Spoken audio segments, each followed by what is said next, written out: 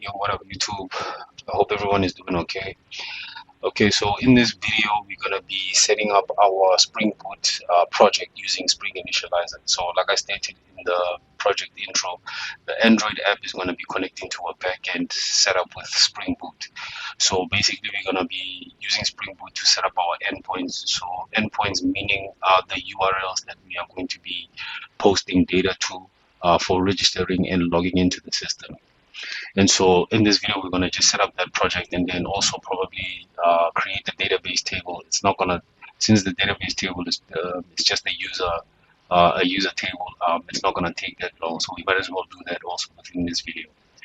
All right, so currently I'm on the Spring Initializer website. I'll leave a link in the description below to this link. And so therefore, this is where we're going to start off by setting our project and getting our dependencies as well. So the first thing is I'm just gonna rename that package there to user manager, and then I'm gonna call this v1 because I already have a project called user manager.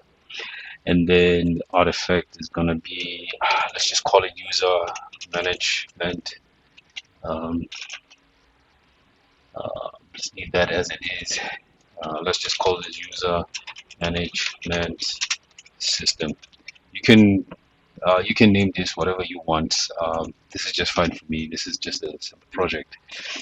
Okay, I'm gonna remove that there and leave it as it is. I'm still using Java 8, even though I have OpenJDK on my application, on my system, but I'm still gonna use Java 8, and then the packaging is gonna be a jar file. All right, so for the dependencies, this is quite important. So just follow what I'm doing. So the one that we're gonna need is this one over here that says Spring Web, because this one comes with RESTful features within it, and also it also has an embedded Tomcat container. So make sure you select this. If you don't see it within your list, just type there web, and it should be one of the first ones that pop up. So let's click on that one that says Spring Web. Make sure it has that feature there, RESTful. All right, so we're going to select that, and then the next one, since we're going to be connecting to a database, we're going to need MySQL as well. So that's the MySQL driver there. And then the other dependency we're going to need is the JPA. So that's the Spring Data JPA API. So make sure it's that one there. And what else? I believe that's pretty much it for what we need for our Spring Boot project. So all you have to do now is just say generate. Folder here that I created on my computer. I have it's in my C drive projects Android. This is where I'm going to save this application. You can save it wherever you feel like saving it. And so I'm just going to say save.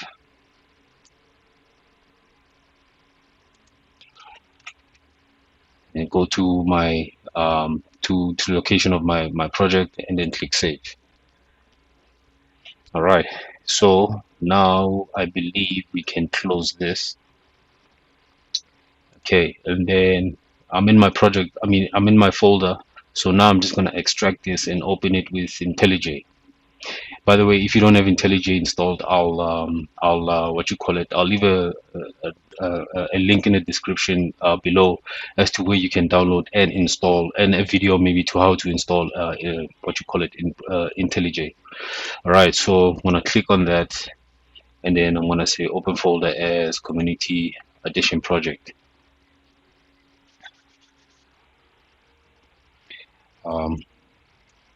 Let's just give it a second to open up.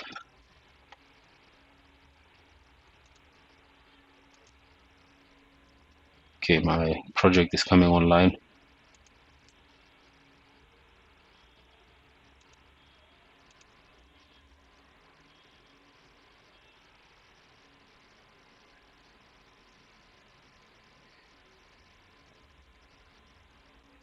All right, so my project is currently opening up, and it's currently updating the indexes. So I'm just going to pause the video to let it run the Maven build as well.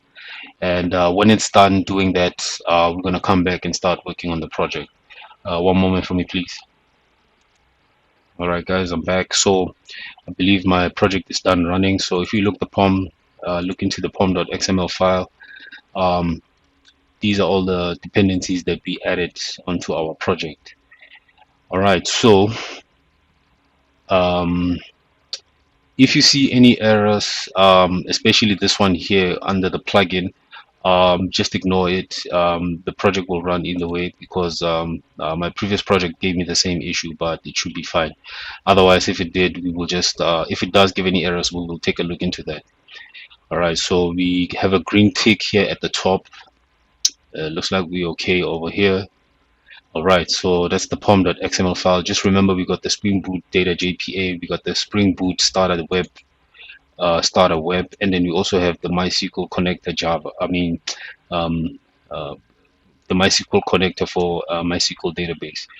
If you don't know as well how to, if you don't have MySQL installed, again, I'll leave a resource in the description below to a video and also to links to where you can download and also install MySQL. All right, so the first thing I'm going to do is here within the main and then Java folder. Here I'm going to create a couple of folders or a couple of packages. So the first one is going to be models, and then the second one is going to be what you call it, REST controllers.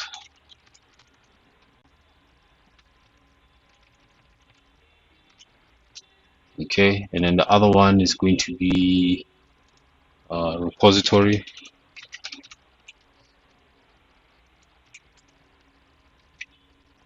Okay, and then the other one is going to be services. Now you don't have to do this. You can put all of them in one particular folder because we're not going to create a lot of models. There's just going to be one, and then the repositories as well. It's just going to be one. The controllers as well, there's going to be like 2 or 3, and then the services, same thing, there's going to be like 1. But I like to create them in separate folders, so it's up to you. Right, so the first one is going to be a Java class called user, and then we're going to annotate this as an entity. And because we're going to manually create our what you call it, create annotation entity. Why is it not doing that? Just 1 second. So we have that. Why is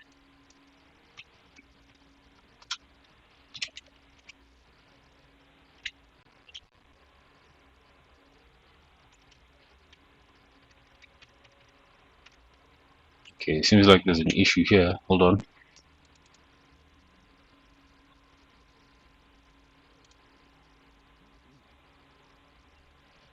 Web. Just 1 second.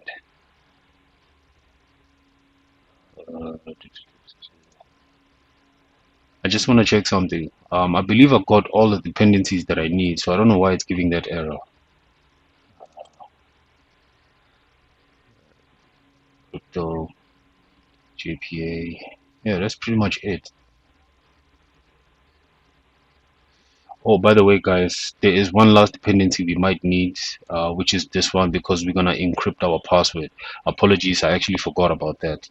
But in any case, I'm gonna copy it while we're here, and then I believe I've got everything in order. I don't know why it's not picking up that dependency.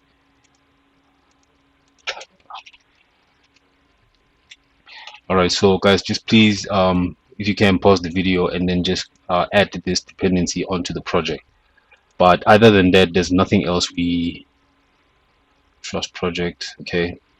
Other than that, there's no other dependency we need. I believe I have everything that's required. So let me just see after resolving the dependencies whether or not it's going to allow us to annotate that Java class as an entity. Okay. Okay, still running an index.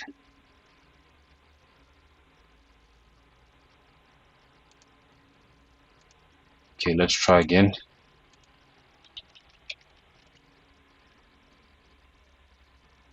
Oh, there you go.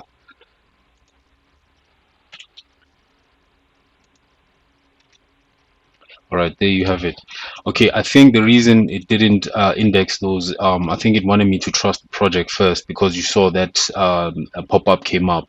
Yours might not necessarily do that, so If it did, just double check and see if the Maven, if you can just refresh the Maven, what you call it, repository. I mean, project. All right. So we annotated our class here as an entity, and then another thing we have to do is say table, and then you're gonna say name, right?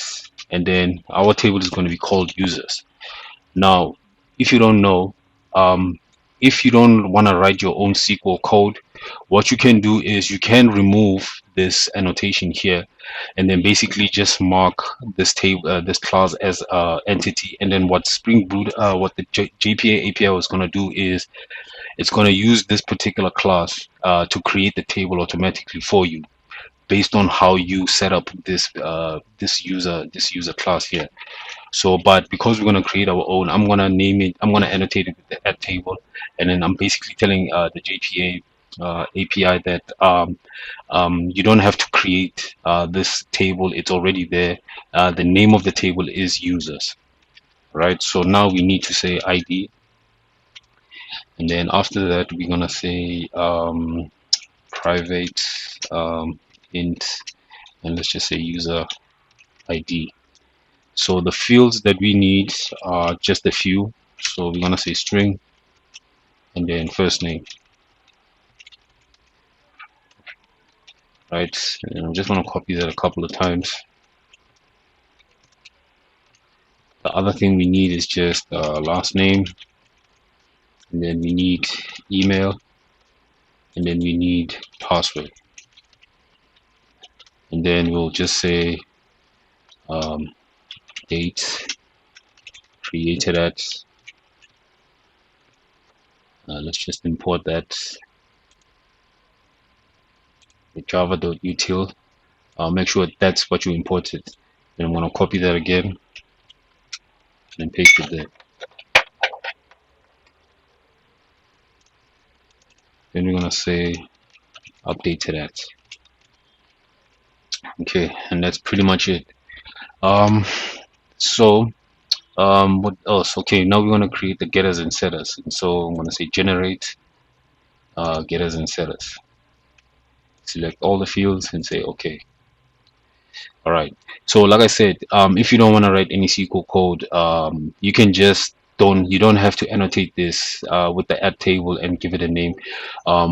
You can just do what I just did here, and then when you run the application, what Spring Data JP will do is create your database table using these particular fields. The other thing I'm going to do is I want to say add transient, because when we pull this data from when we use this particular class to pull the data, it's going to give you an issue where it says it cannot select a column with a zero date. So when we first run this project, it's going to the timestamp is going to be on the created at, but the updated at is going to be 00. So when you use this particular class to pull the data, it's going to give you an error. So just annotate that with the transient annotation. All right, we have our table, so I mean we have our user class. So now we're going to create the repository for it. So we're going to say Java class. It's going to be an interface, so we're going to say user repository. All right, and then again we're going to annotate this as repository, and then this is going to extend the CRUD what is it? It's this one here, CRUD repository, and then we're going to say user. That's the class that we're going to use, and then the ID is going to be integer. So let's just import this, and then yeah, that's basically it. So for now we don't have to do anything in here, but what we will do now is go into the service folder and create a class. So we're going to call this user service. So this is the class that we're going to use to call the whatever methods that we create here within the repository. So to do that as well, we need to annotate this as at service. All right, and then let's just leave it empty for now. And then what else? We need controller. So in here, I'm going to create 3 controllers. So one is going to be register API controller, and then we're going to annotate this as at rest controller. Make sure it's at rest controller, not because there's another one called at controller. So don't use that one. Use the at rest controller, because the methods that we're going to pull in here are going to use response entities for that. So just make sure you annotate that as a rest controller. Then the next one is going to be login API controller. That's rest controller. And then this one is just gonna be the API that we use to pull the user's data. So I'm gonna say user API controller.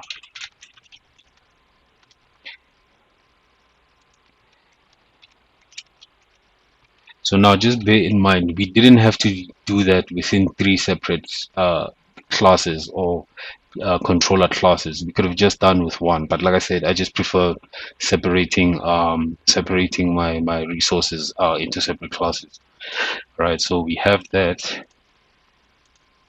Right, so let's see. The other thing is, now that we have that here within the resources folder, this one here, I'm going to create a folder in here. I'm just going to call it VB script. Right, and then in here I'm going to create an SQL file.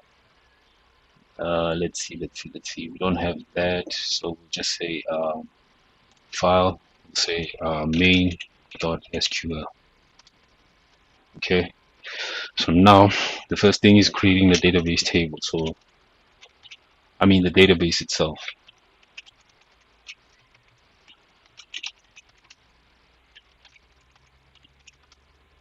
So we're going to say create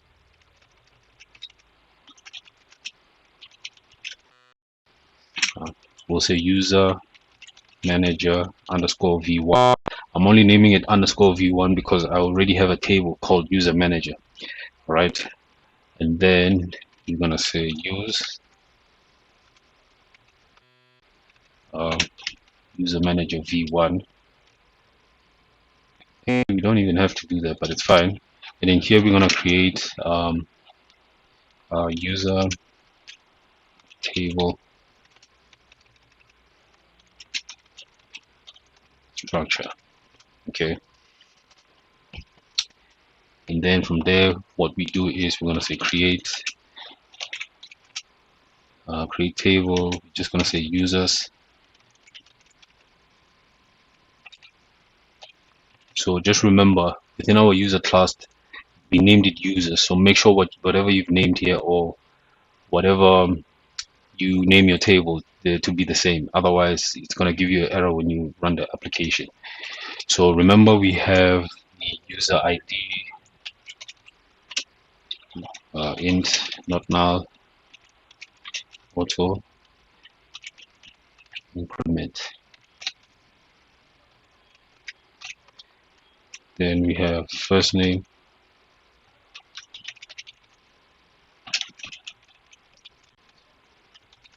I'm just gonna fill 20 characters, or rather let's just say 50 characters. Let's say also not null. And then I'm gonna copy this, paste it a couple of times. So now it's gonna be last name, and then this one is gonna be email. This one is gonna be 255 characters, and then it's gonna also be unique. Right, and then we have password.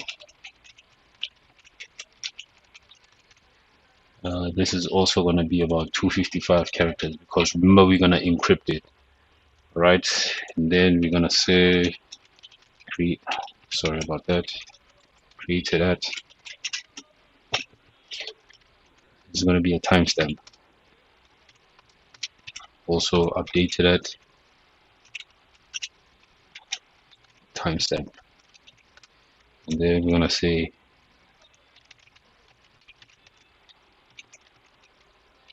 primary key is going to be user ID. Okay, so that's pretty much it for our database table. So while we're at it, I'm going to connect to it. Right, just going to copy what we did there.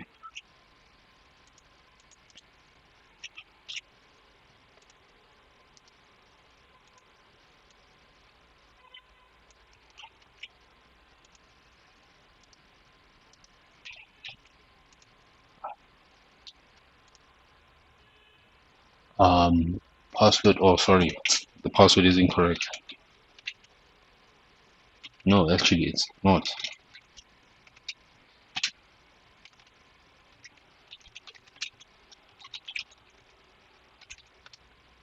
Yeah, I don't know why it doesn't want to paste. I'm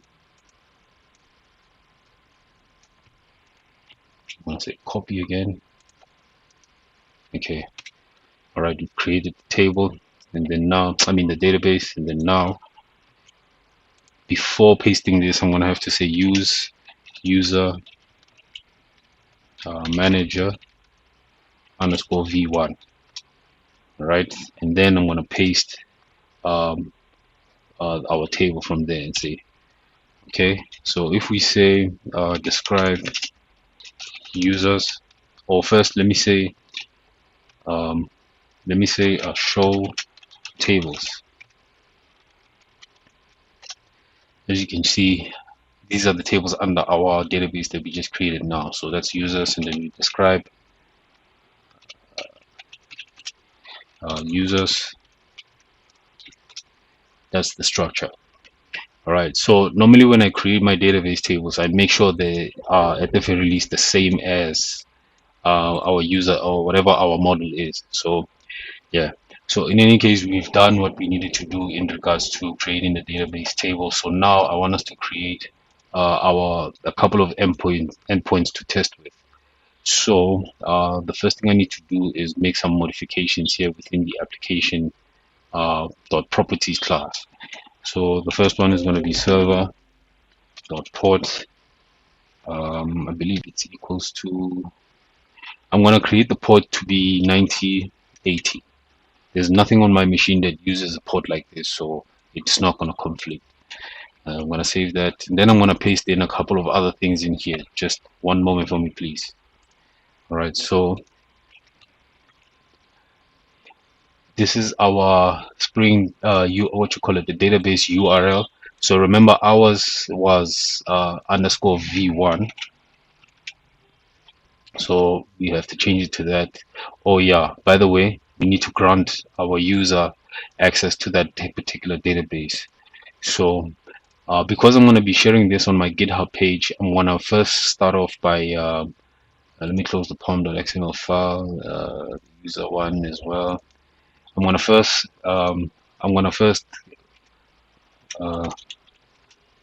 say grant all privilege on user underscore manager v1, and I'm gonna say dot and then star, and then say to JSON, and then at localhost, and then I say identified,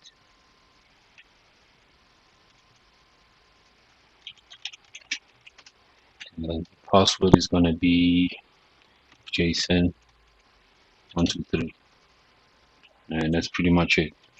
So now I'm going to copy this, right, and then I'm going to come back here to my SQL console.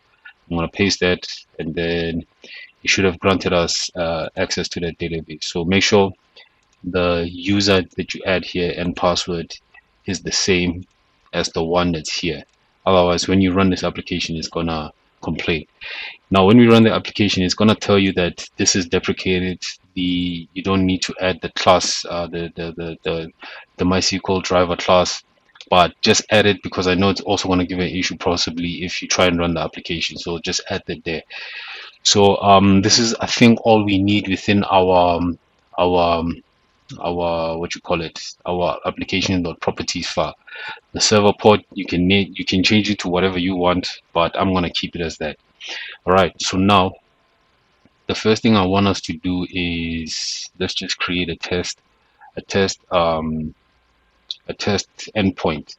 So we're gonna come into REST controller and then let's just say user, right? And then in here we're gonna create a test method. So let's say it's gonna be at get mapping, and then the URL. Firstly, let's say um, at request mapping, and then we're just gonna name this API, and then version. Let's just say version 1. I've noticed that a lot of people do this, so I'm just also going to keep the same convention.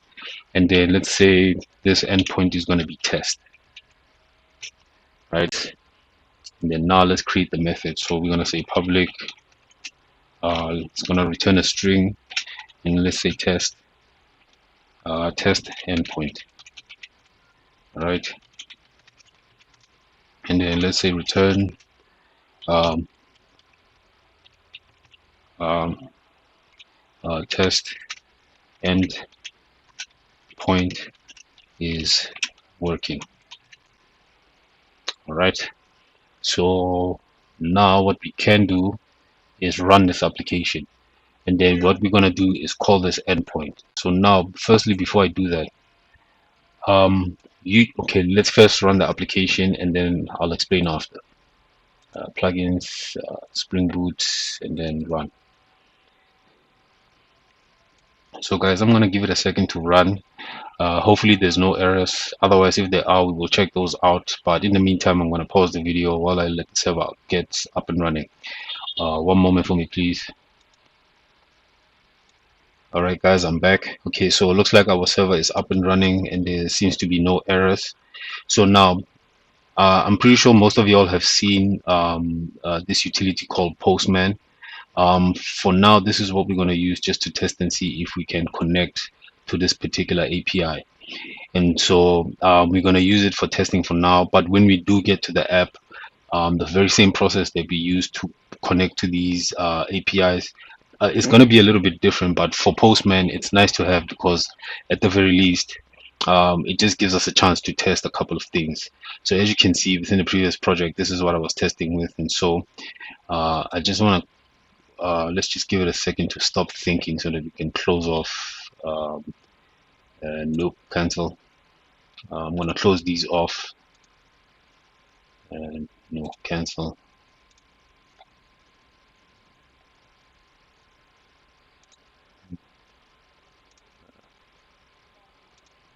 Just want to close these off. Then I'm going to create another new one. All right, so okay, the first thing I need to do is say to 7.0.0.1, and then the port number, as I said, was 9080. And then the URI is going to be API v1 and then /test. Okay, so it's going to be API and then v1 and then /test. Okay, and then when we say, by the way, what is this? Oh, it's a get mapping, so it has to return this particular string here. So let's go back and say send. Okay, so as you can see, it's responding back.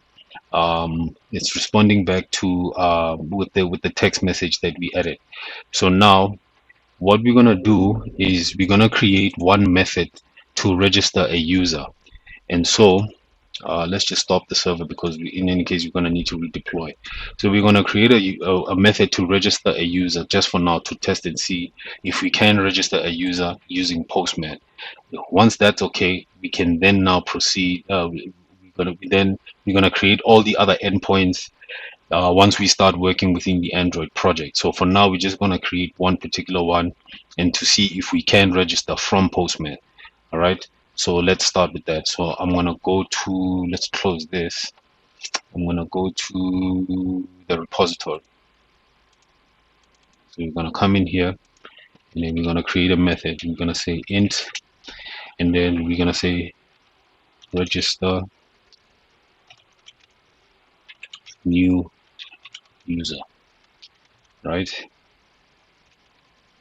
All right, and then we're going to say add transactional, and then we're going to say add modifying, and then we're going to say add query. Okay, so now guys, there is a method that comes with these particular CRUD repository APIs that you can use to register users, but I prefer to use native queries, and so that's what I'm going to use within this project. So I'm going to say value, and then we're going to say insert into users, and then we're only going to get the first name, last name, and then we're also going to get the email and then password.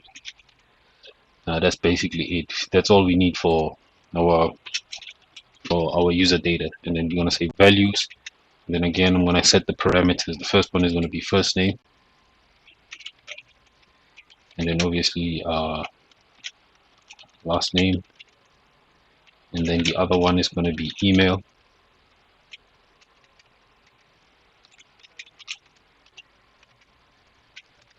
and then password.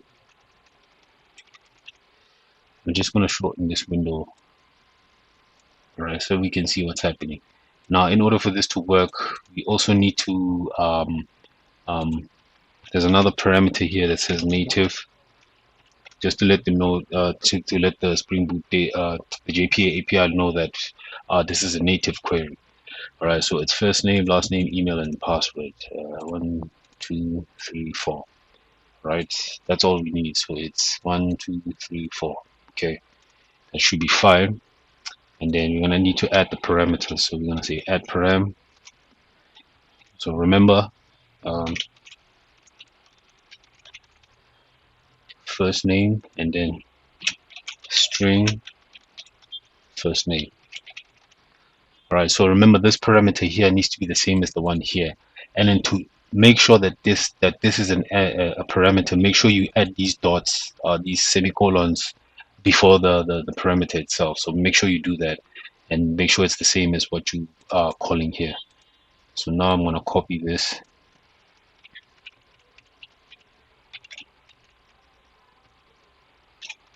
paste it a couple of times. All right, so we're going to need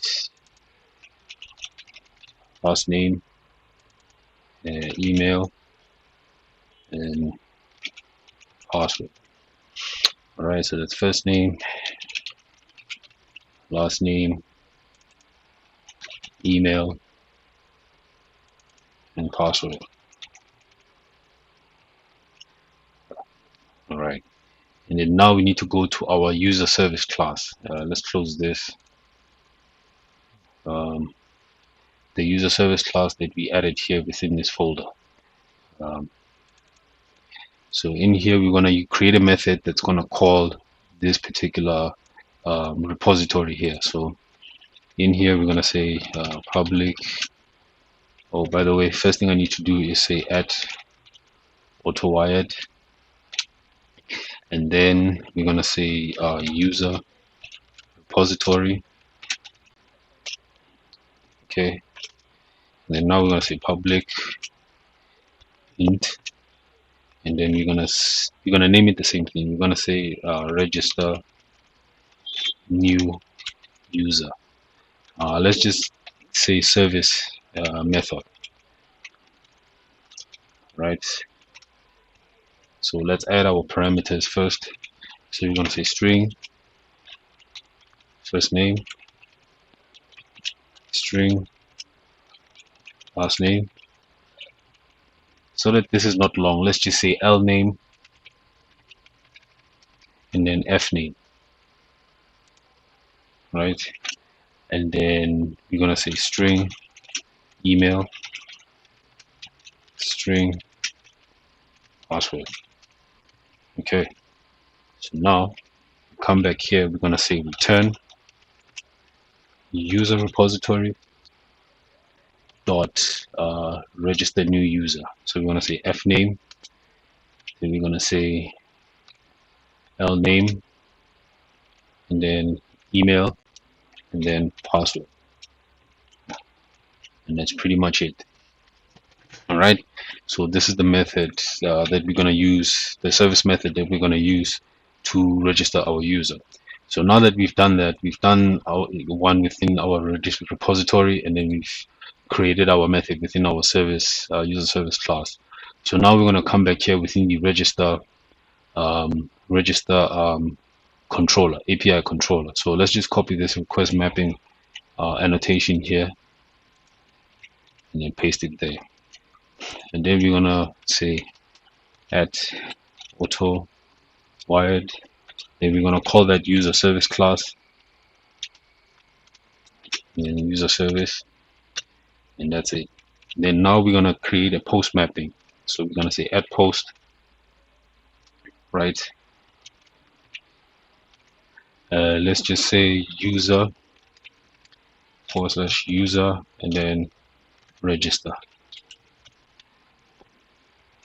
You can name this whatever you want, by the way, in case you didn't know. So now we're gonna say let's just say string sorry, so it's public. Let's just say string, no, sorry, it's gonna be a response entity, and then we're gonna say register new user. All right, so now this is not expecting a JSON object, and so therefore what we need to do then is get the request parameters, because those parameters are going to come from whatever we insert this key and value fields. So let's come back here, and then we're going to say add request param. We're going to say first name,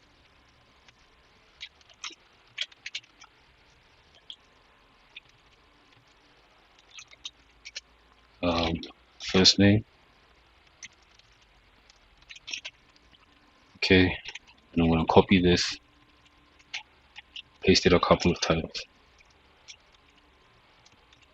All right, last name,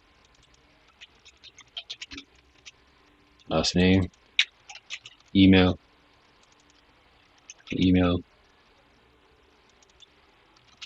and the last one is password. All right.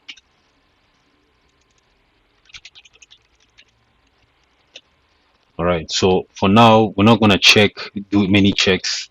The only thing we're just going to do is basically first let's encrypt the password,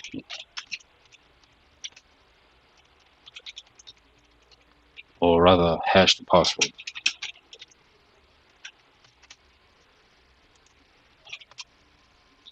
Okay, let's say string, and let's hash password equals to, we're gonna say b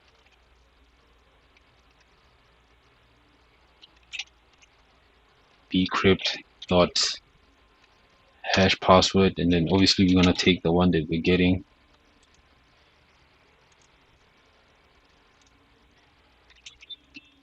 from the parameter, and then we're gonna say bcrypt generate salt.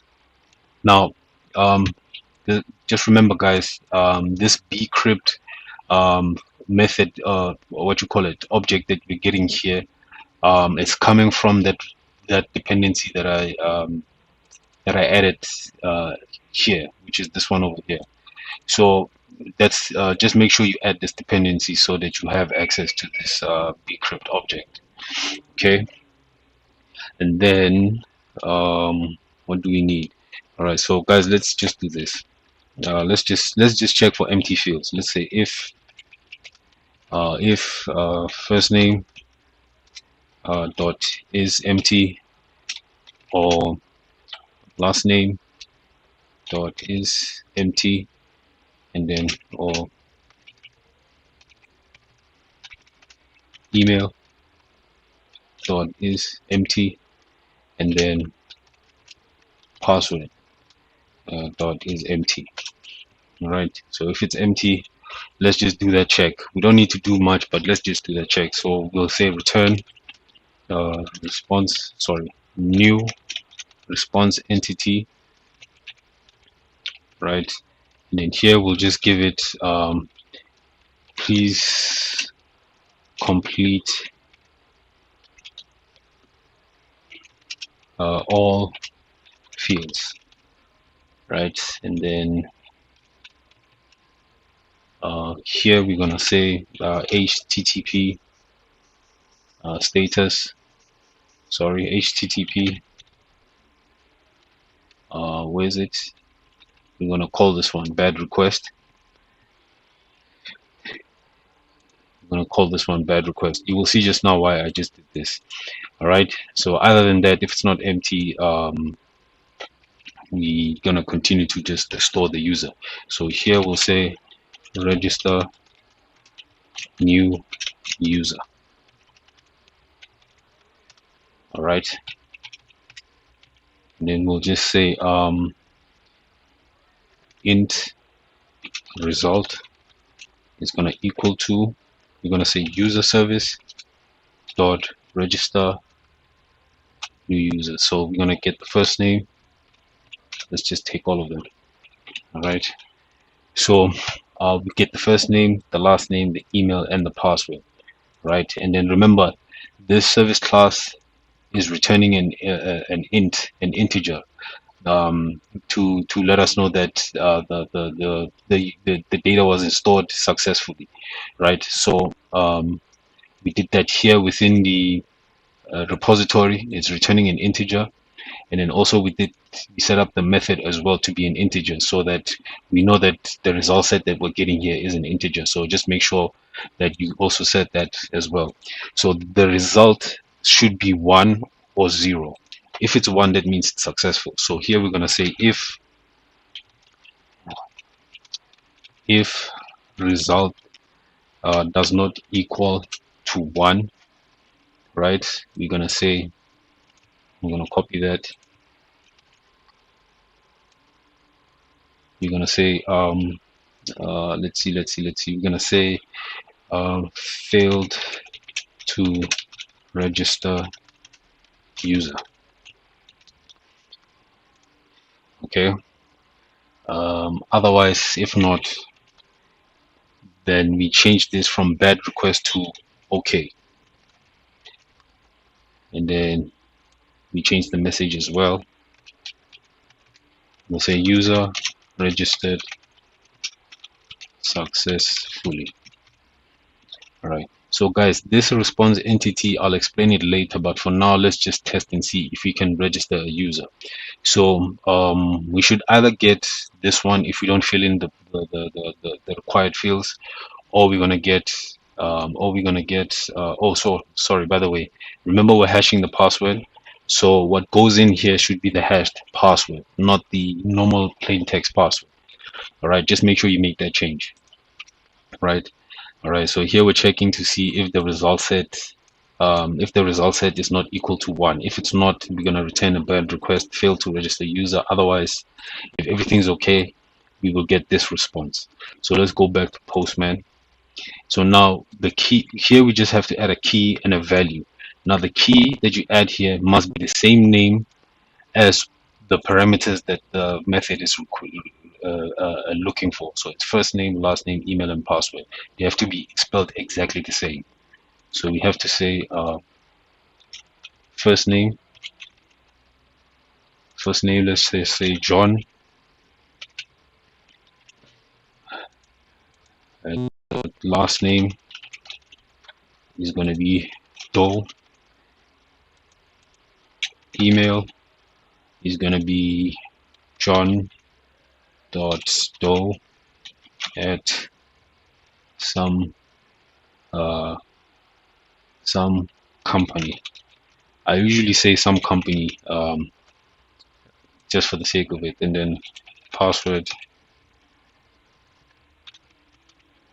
Okay, yeah, by the way, let's not add the password, right? Let's not add the password. I want to see if it's going to return that error that we set here. Okay, so let's change this. It's not a GET request, it's a POST request, right? And then we say send. Let's see, view in console.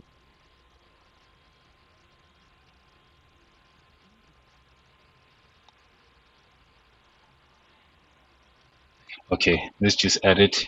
Let's close this. Let's just say password, and let's just not put a value there. Let's see if it does the same.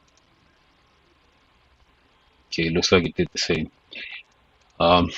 Let's say password 123, right?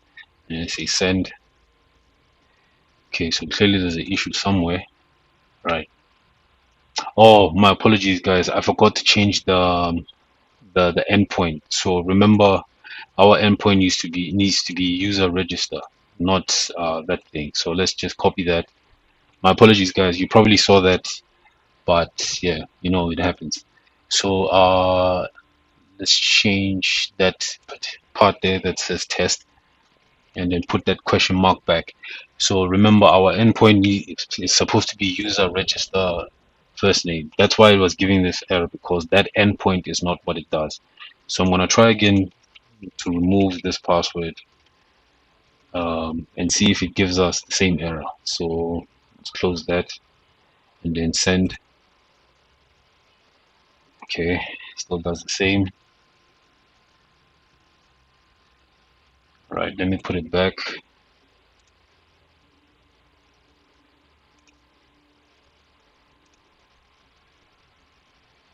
Could not send request.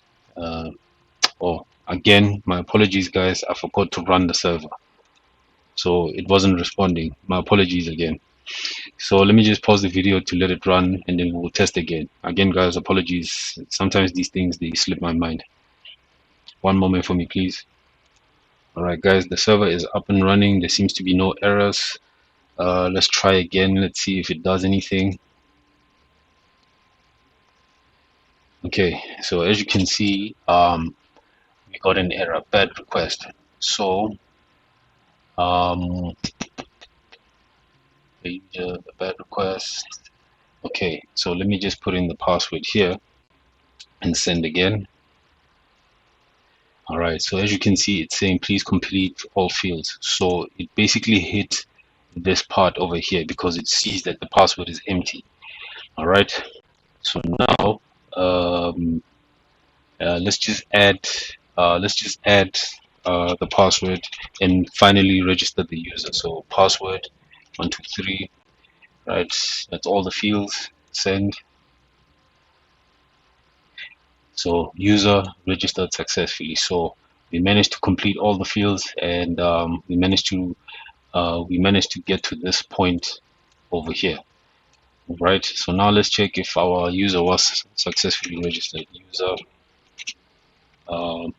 select all from users. Right. As you can see, the user was registered successfully, and then that's the hashed password. All right. The one thing I want to also show you is show tables. As you can see, there's only one table here. So like I said in the beginning, once you annotate your user class as an entity, but if you don't add this annotation, what Spring Boot will do is that when the application runs, it'll create a user table using this particular class due to this annotation. But if you have that table already set up, just make sure that you annotate it with add table and then give it the name, and then that should be fine. All right, guys. So we can register. We can register users. We've set up our endpoint. There's still other endpoints that we're going to set up as we go along in the project, but I first wanted to create our Spring Boot project first because we're not going to do much in here. All we needed to set up, we've already set up, and then all the other stuff like the add, what you call it, all the other stuff like the user class and the what else? The add service class. I will explain those later, and then I will also explain the add response entity a bit later on. You'll get to see why we are using this particular object to create our endpoints, or to use them to get responses from our endpoints. So yeah, guys, look, that's pretty much it. The video is already long enough, so I think we can end it here. So that's it, guys, for the video. Everything else like the logging in and so forth, we will be looking into that as we build the Android app. For now, I think this is enough for this particular video. And so again, guys, all the resources that you need, like Postman and IntelliJ, all of that stuff, I'll put links in the description below as to where you can get all of those resources, and then you can check those out to set your projects up. Otherwise, if you already have them, that's okay as well. You can just follow if you were following what I was doing, you should be up and running. All right, so guys, that's it for the video. Again, thanks for watching. I appreciate the support. If you haven't done so already, please like, share, and subscribe. And I'll see you guys in the next video. Thanks for watching, and cheers for now.